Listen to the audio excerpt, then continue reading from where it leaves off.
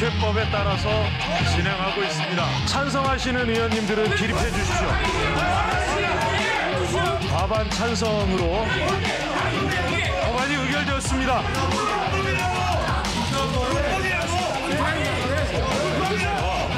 아니, 왜 그러세요?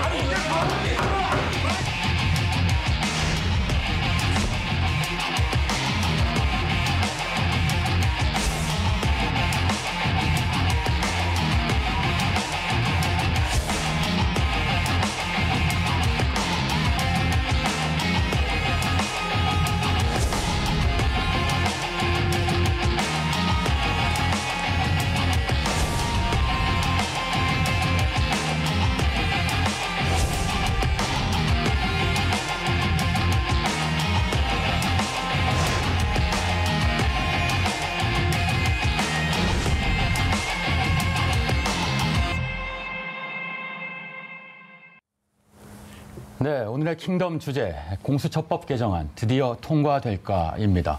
자, 고위공직자 범죄수사처법 개정안이 8일 여야 극한 대치 속에 국회 법제사법위원회를 통과했죠. 그리고 어제 9일 본회의 표결 처리라는 마지막 관문만 남겨두고 있었는데 역시나 야당의 반발이 거셌죠. 네, 사실 이제 집단 항의를 하는 모습이 잠깐 이제 VRCR을 통해서도 나왔었는데.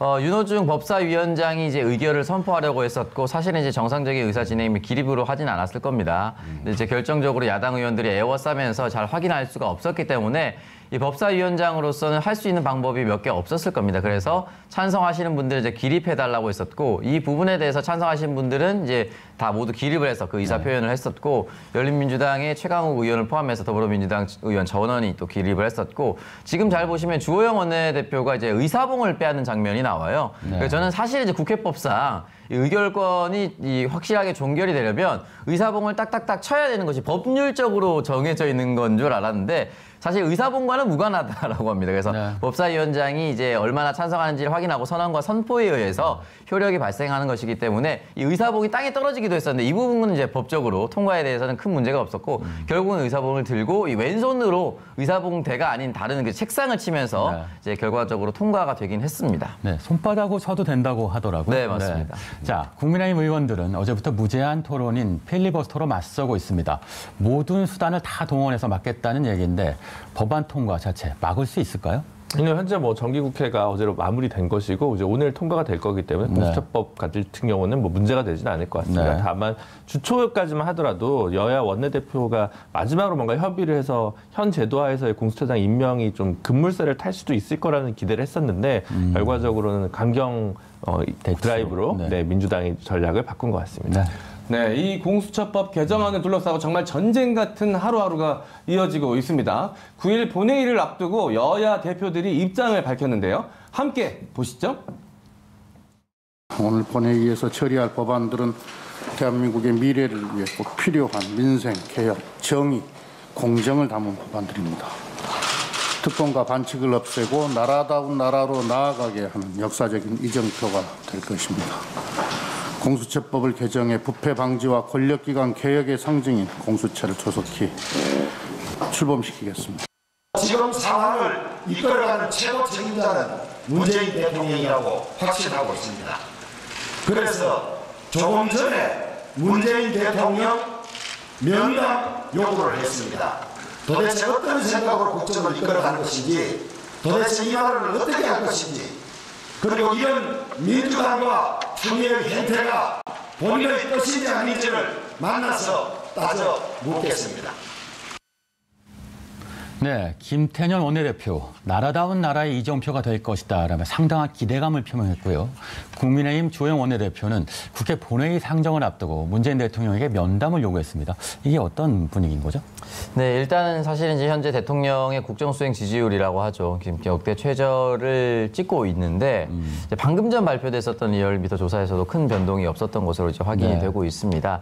그렇기 때문에 이제 대통령을 계속해서 최종 책임자 그리고 흔히 말해서 그 뒤에 있는 진실은 어떻게 보면 대통령 레임덕을 빠르게 이제 소환시키려고 하는 의도로서도 표현이 될 수가 있는 것이죠. 그러니까 모든 책임을 대통령에게 지우기 위해서. 근데 사실은 대통령은 이제 국정수반의 최고 책임자이기 때문에 이제 물러설 수 없고 피할 수 없는 책임이 있긴 있습니다만 이 부분에 대해서 저는 속 깊은 뜻을 또 하나 살펴보자면 보통 대통령과의 면담, 1대1 만남은 야당의 당대표가 얘기를 합니다. 근데 지금 야당의 당대표는 없고 비대위원장이 있죠. 그렇죠. 보통 이렇게 만나면 영수회담이라고 했었는데 대통령이 현재 재임하고 나서 이전에 이제 한 자유한국당의 황교안 전 대표가 계속해서 영수회담, 그것도 1대1로 요구했었는데 응하진 않았습니다. 왜냐하면 다른 정당의 대표들도 있기 때문에. 그런데 저는 주호영 원내대표가 대통령 면담을 요구했었던 것은 첫 번째, 책임을 대통령에게 씌우기 위해서, 두 번째는 아주 현실적으로 본인도 당대표에 대한 욕심이 있다라는 것으로 해석할 수가 있습니다. 네, 대통령에 대한 면담 요구, 정치 공세다.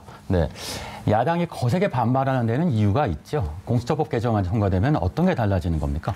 공수처법안이 이제 개정이 되면 크게 이제 4가지 정도가 달라지는데요. 하나는 공수처장 추천위원회, 추천위원이 지금 7명인데 7명 중에 6명이 찬성해야만 공수처장이 될 수 있도록 현재 되어 있습니다. 근데 이게 3분의 2로 조금 조건이 완화된 건데요. 3분의 2만 해도 사실 일반적인 조건이긴 합니다. 네. 그리고 이제 그 법 그러니까 추천위원을 제때 추천하지 않아서 문제가 생긴 경우들이 좀 발생을 하니까 만약 특정한 교섭단체가 추천위원을 제때 추천하지 않을 경우에는 국회의장이 한국법학교수회장과 법학전문대학원 협의회 이사장을 이제 위원으로 위촉할 수 있도록 하는 게 이제 있는 것이고요. 네. 이건 두 개 다 이제 공수처장과 관련된 문제입니다.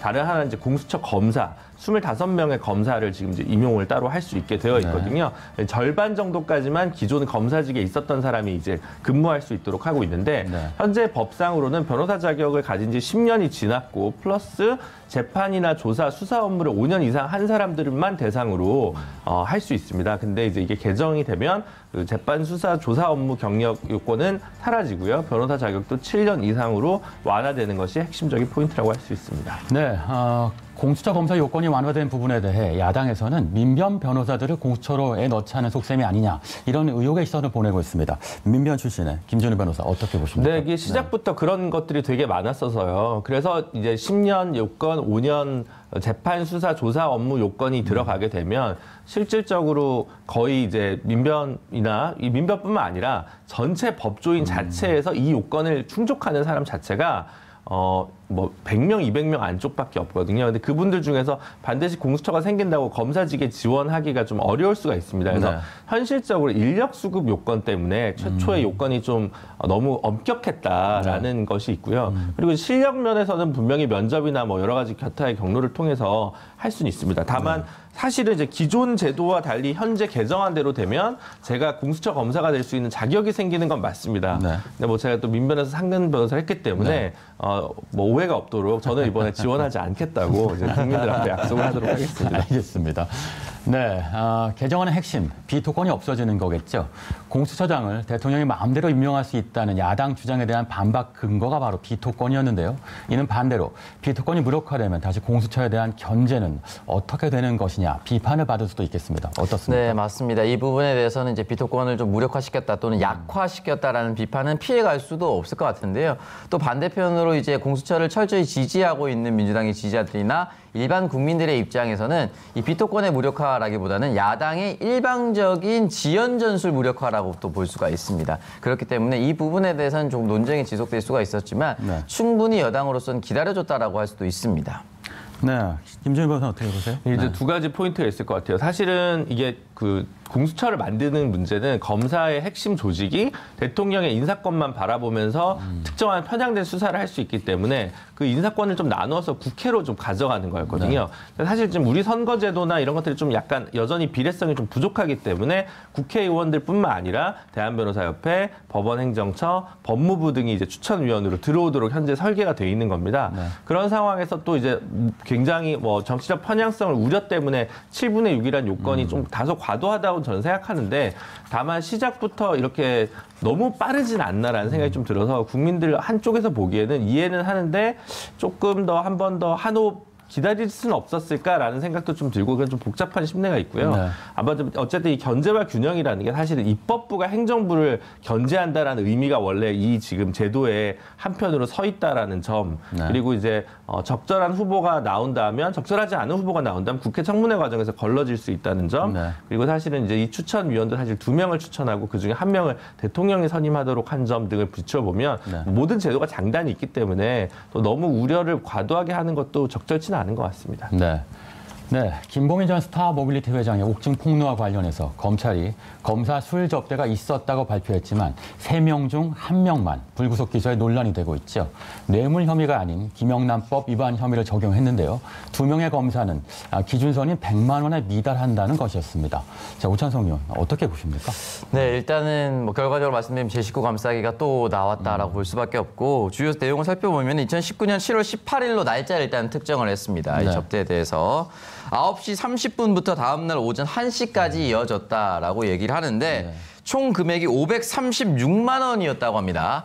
이걸 5명으로 나누면 극단적으로 한 107만 2천 원 정도가 나옵니다. 근데 중요한 건 이 중에서 11시 이전에 귀가한 사람이 2명이 있기 때문에 이 2명은 제외가 되고요. 네. 1명에 대해서만 기소를 하겠다라고 이야기를 남겨서 사실은 첫 자리에 갔다는 것 자체가 문제인데 이 부분을 몇 시에 가서 몇 시까지 있었다는 것을 금액으로 정확히 무자료 들으시 나눌 수가 있는가. 사실은 지금 저희가 4명이서 술을 먹으러 가고 밥을 먹으러 갔는데 10만 원이 나왔어요. 정확히 2만 5천 원씩 먹었다고 얘기할 수가 있습니까? 근데 이거 자체가 제가 더 먹었을 겁니다, 분명히. 그러니까요. 그런 부분에 대해서 이렇게 시간대별로 그냥 나누기 한다는 것 자체가 좀 이해할 수가 없는 부분인 것이죠. 네, 게다가 이 향응 제공자도 소위 말하는 엠빵이라고 하죠. 거기 향응 제공자도 같이 넣어서 계산을 했더라고요. 네. 네, 김준호 변호사 어떻게 보세요? 제가 볼 때는 이제 그 굉장히 영리한 변호인이 이제 그 설계를 해서 이 논리를 만들었을 것 같고요. 보통 이제 그걸 다 받아주질 않는데 검찰 측에서 아무래도 자기 식구 감싸기가 좀 있다 보니까 이 변호인의 법리를 그대로 공소장에 좀 넣어서 가장 연성으로 처벌할 수 있는 점을 알아서 좀 찾아준 게 아닌가 싶습니다. 네. 자, 이런 가운데 SNS에 이 검찰의 술접대 계산법을 비꼬는 듯한 글과 패러디가 이어지고 있습니다. 한 네티즌은 룸사롱의 이 불기소 세트 광고 전단 패러디를 만들어서 많은 호응을 얻고 있는데요. 검사님들을 위한 불기소 세트라고 합니다. 99만 9천 원. 1인 기준 VAT 포함, 부가세 포함이라는 얘기죠. 로펌 법인카드 환영 등의 문구를 적어서 안심하고 술접대를 받을 수 있는 신메뉴를 출시했다라고 이게 강조한 내용이 담겨져 있었는데요. 네티즌들은 이 술접대 받다가 다 먹기 전에 일어서면 죄가 없어집니다라고 비꼬았고요. 96만 원 검사 접대는 100만 원이 안 돼서 무혐의라는 논리를 당당하게 펴는 집단이 살아있는 권력이 아니라면 무엇인가 라며 비판을 했습니다. 자, 어쨌든 정리해서 공수처 연내 출범 가능할까요? 아니요, 공수처장 임명을 하고 나면 청문회도 거쳐야 되고 나머지 검사들도 임명해야 되기 때문에 내년 1, 4분기가 적절하게 출범할 수 있는 시기가 아닐까 싶습니다. 네, 오늘 공수처법 개정안 드디어 통과될까 주제로 얘기 나눠봤습니다. 오늘의 킹덤으로 이렇게 제시해 봅니다. 한번 보실까요? 네.